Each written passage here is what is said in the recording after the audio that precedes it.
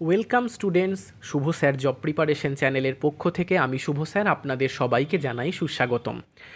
আজকের এই ক্লাসটি আমি নিয়ে এসেছি পশ্চিমবঙ্গ স্কুল সার্ভিস কমিশনের লাইব্রেরিয়ান, ক্লার্ক এবং গ্রুপ ডির পরীক্ষার প্রস্তুতির প্রথম ক্লাস। আপনারা জানেন যে এই পোস্টগুলিতে যে নিয়োগের যে বিজ্ঞপ্তি প্রকাশিত হতে চলেছে তারই গ্যাজেট ইতিমধ্যে প্রকাশিত হয়ে গেছে।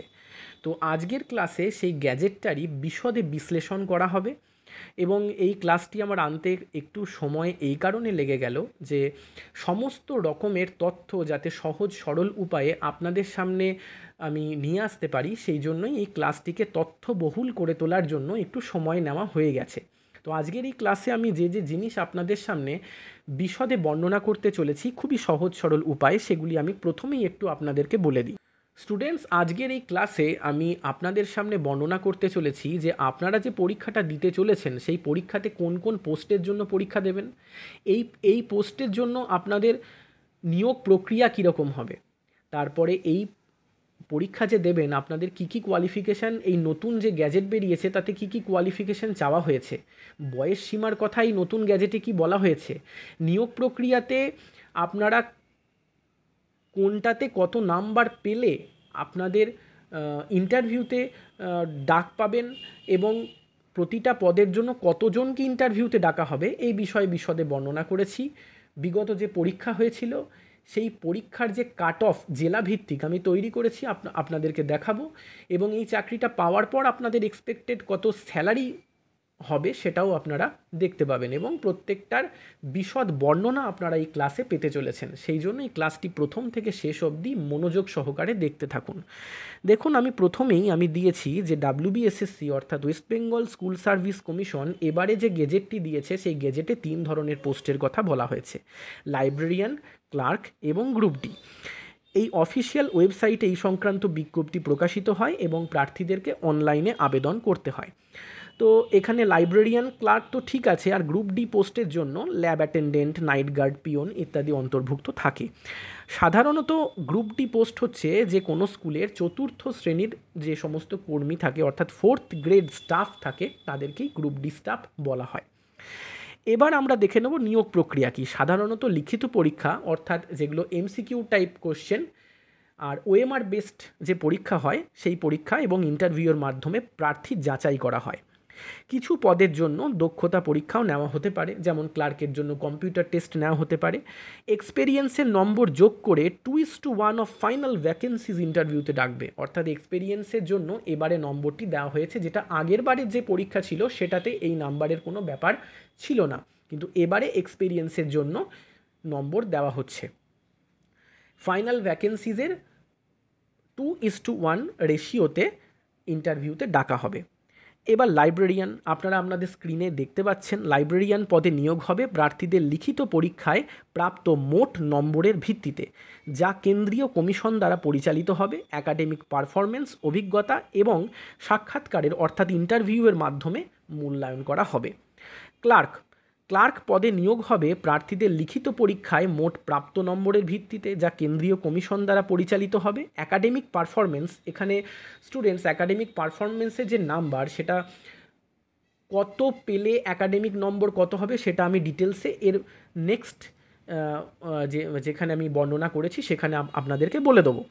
তো একাডেমিক পারফরমেন্স, অভিজ্ঞতা এবং ইন্টারভিউয়ের মাধ্যমে মূল্যায়ন হবে, যার মধ্যে টাইপিং ও কম্পিউটার দক্ষতার পরীক্ষা অন্তর্ভুক্ত থাকবে।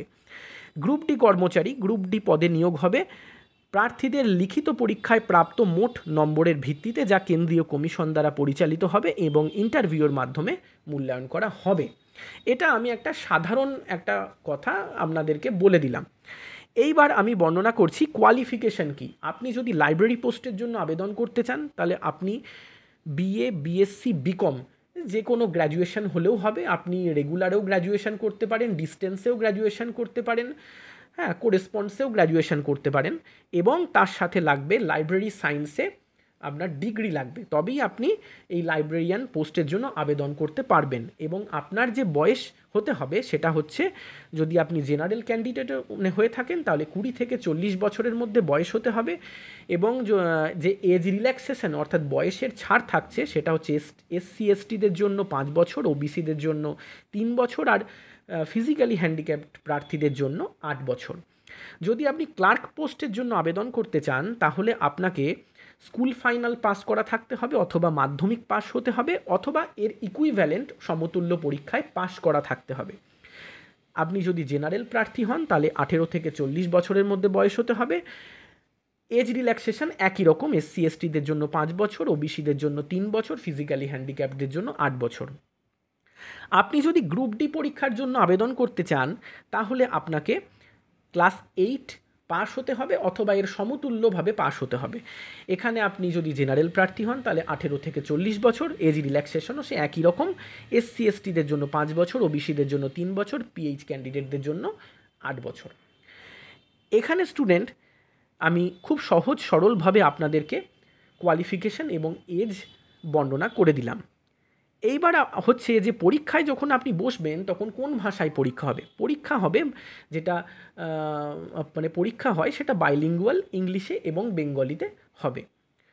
এইবার হচ্ছে সিলেবাস কি হতে পারে। আমি প্রথমেই যেহেতু 3টে পোস্টের কথা বলেছি, এবারে গেজেটে বলা হয়েছে লাইব্রেরিয়ান, তারপর ক্লার্ক, তারপর গ্রুপ ডি, তাই প্রথমেই লাইব্রেরিয়ান নিয়ে একটু বর্ণনা করছি। ভালো করে এই জায়গাটা মনোযোগ সহকারে দেখুন। নম্বর বিভাজন হচ্ছে মোট পরীক্ষা লাইব্রেরিয়ানের ক্ষেত্রে হবে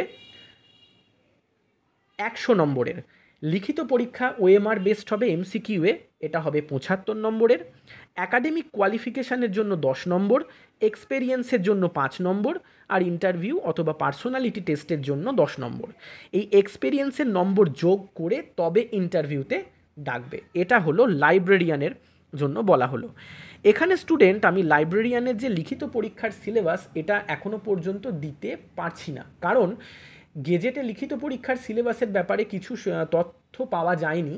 আর যেহেতু লাইব্রেরিয়ানটা এবছরই অ্যাড হয়েছে সেই জন্য লিখিত পরীক্ষার সিলেবাস নোটিফিকেশানে দিলেই আমি লিখিত পরীক্ষার সিলেবাসের জন্য একটি আলাদা ভিডিও নিয়ে এসে দিয়ে দেবো। এরপর হচ্ছে পশ্চিমবঙ্গ স্কুল সার্ভিস কমিশনের ক্লার্কের নম্বর বিভাজন হবে কত। মোট পরীক্ষা হচ্ছে 100 নম্বরের। OMR বেসড লিখিত পরীক্ষা MCQ টাইপের কোশ্চেন হবে 60 নম্বরের। অ্যাকাডেমিক কোয়ালিফিকেশানের জন্য 10 নাম্বার থাকছে। এবার অ্যাকাডেমিক কোয়ালিফিকেশানের জন্য কীভাবে 10 নাম্বার থাকছে, আপনি যদি ফার্স্ট ডিভিশন পেয়ে থাকেন তাহলে 10-এ 10ই পাবেন। সেকেন্ড ডিভিশন পেয়ে গেলে 8 নম্বর, আদার ডিভিশন পেলে 6 নাম্বার। এক্সপেরিয়েন্সের জন্য 5 নম্বর থাকছে। টাইপিং টেস্ট অথবা কম্পিউটারে দক্ষতার জন্য থাকছে 15 নাম্বার। ইন্টারভিউ অথবা পার্সোনালিটি টেস্টের জন্য 10 নাম্বার থাকছে। এখানে সমস্ত কোশ্চেনের সঙ্গে সঙ্গে কম্পিউটারের বিষয়ে মৌখিক কিছু কোশ্চেন জিজ্ঞাসা করা হতে পারে।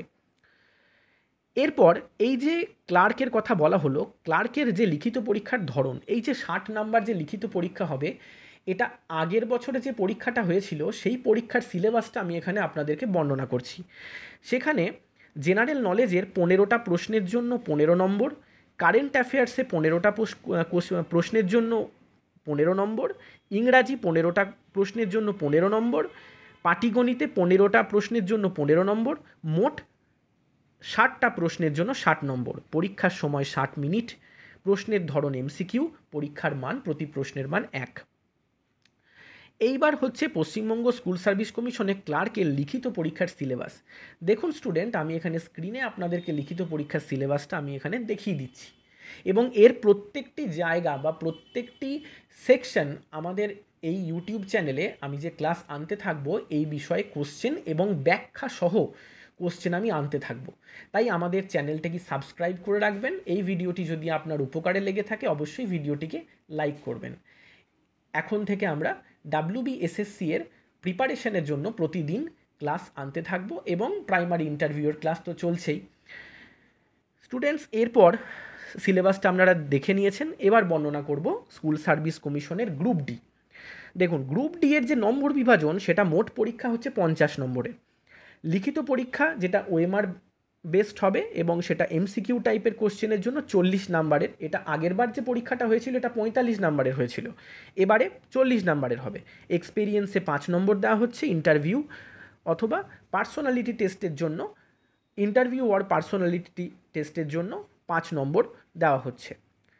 এখানে স্টুডেন্ট দেখুন, আমি এখানে লিখিত পরীক্ষার যে কোন বিষয়ে কতগুলো করে কোশ্চেন এসেছিল সেটা বর্ণনা করছি। তবে স্টুডেন্ট এইটা যেটা আমি বর্ণনা করছি সেটা আগের বারের পরীক্ষার ভিত্তিতে বর্ণনা করছি। সেই জন্য এখানে আগের বারে 45 নম্বরের পরীক্ষা হয়েছিল বলে 45 নম্বরের জন্যই এখানে 45টা প্রশ্নের 45 নম্বর দেওয়া হয়েছে।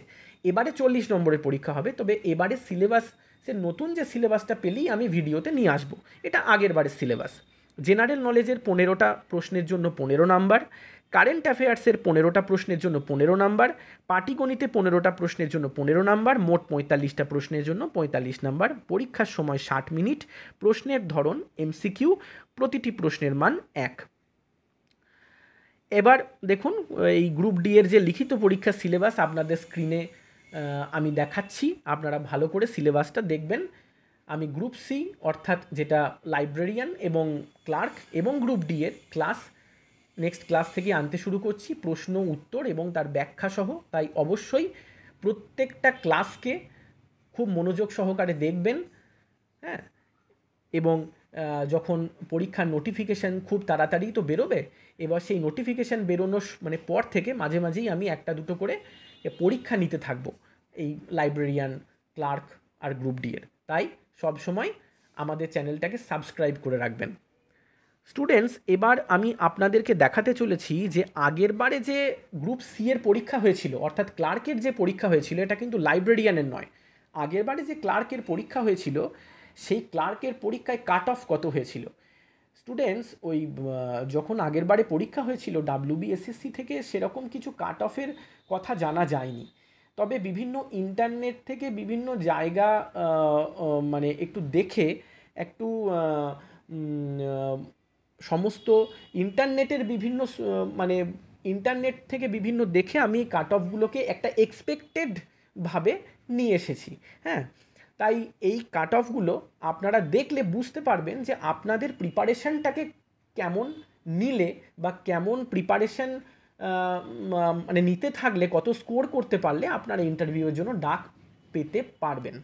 হ্যাঁ, দেখুন আমি এখানে জেলা ওয়াইজ কাট অফ দেখিয়েছি। এবার ক্লার্কের জন্য লিখিত পরীক্ষায় 60 নাম্বার ছিল, এটা 60 নম্বরের উপরে কাট অফ দেখানো হচ্ছে। হ্যাঁ, আপনারা দেখুন আপনাদের যে যে জেলা আছে কাট অফ কত হয়েছিল আপনারা স্ক্রিনে দেখতে পাচ্ছেন।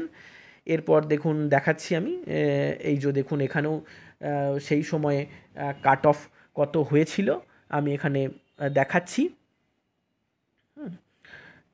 এইবার দেখুন এটা তো গ্রুপ সি হলো। এবার গ্রুপ ডি এর যে পরীক্ষাটা হয়েছিল এটা কিন্তু যে কাট অফটা দেখিয়েছি আমি, এটা 50-এর মধ্যে দেখিয়েছি। হ্যাঁ, এই 50-এর মধ্যে গ্রুপ ডিতে যে একটা এক্সপেক্টেড যে কাট অফ মানে হয়েছিল আগের বারের, সেই কাট অফটা এখানে দেখানো হয়েছে। আপনাদের দেখুন কতটা লেখাপড়া আপনাদেরকে প্রিপারেশানটা মনোযোগ দিয়ে করতে হবে এবং আপনাদের চেষ্টা করতে হবে সবসময় এর ওপরে প্র্যাকটিস করে করে আপনাদের স্কোরটাকে নিয়ে যেতে হবে। তবে আপনারা আপনাদের মোটামুটি একটা স্ট্যান্ডার্ড প্রিপারেশান নিতে পারবেন। তবে স্টুডেন্ট, আমরা যেভাবে ক্লাস আনতে থাকছি, হ্যাঁ, এই ক্লাস অনুযায়ী আপনারা লেখাপড়া করুন, দেখবেন আপনাদের অনায়াসে আপনারা কাট অফের থেকে অনেক বেশি স্কোর করতে পারবেন। এইবার আপনাদের দেখুন আমি দেখিয়েছি যে স্যালারি স্ট্রাকচার কেমন হতে পারে। এটা এই কারণে নিয়ে আসা যাতে আপনারা পরীক্ষা দেওয়ার পাশাপাশি মোটিভেটেড মানে থাকতে পারেন। পরীক্ষা দেওয়ার পাশাপাশি যে মোটিভেটেড থাকতে পারেন, অর্থাৎ আপনারা চাকরি পেলে আপনাদের স্যালারি স্ট্রাকচার কত হবে। প্রথমেই বলে দিই এটা সম্পূর্ণ এক্সপেক্টেড, আমি একটা নিজে নিজে হিসাব করে নিয়ে এসেছি। এবার নোটিফিকেশান বেরোলে তবে নিউ বেসিক এগুলো সব বুঝতে পারা যাবে। দেখুন আমি দেখিয়েছি, বেসিক দেখিয়েছি এইচআরে অর্থাৎ মানে যেটা মানে হাউস রেন্ট অ্যালাউন্স যেটা 12% অফ বেসিক, আমি এর নিজে ক্যালকুলেশন করেছি। মেডিকেলে যেটা দেওয়া হয় ডিএ এখনও পর্যন্ত 18% বেসিকের ওপরে ডিএ দেওয়া হয়, সেই হিসাবে গ্রস স্যালারি এটা দেখানো হয়েছে। তো একটাই কথা বলা, খুব ভালো করে প্রিপারেশন নিন। আপনাদেরকে এতগুলো তথ্য একটা ভিডিওতে নিয়ে আসার জন্যই আমার এই ভিডিওটা আনতে গিয়ে এত সময় লেগে গিয়েছে। তো স্টুডেন্টস, আশা করি আমি প্রত্যেকটা অংশ এই ভিডিওতে আমি খুব ভালোভাবে খুব সুন্দরভাবে বর্ণনা করতে পেরেছি। তাই স্টুডেন্ট, আমাদের যে ক্লাসগুলি আমি নিয়ে আসতে চলেছি সেই ক্লাসগুলিকে মনোযোগ সহকারে দেখতে থাকুন, খুব ভালো করে প্রিপারেশন নিন। আবারও দেখা হচ্ছে এই রকমই তথ্যবহুল নেক্সট ক্লাসে। Thank you.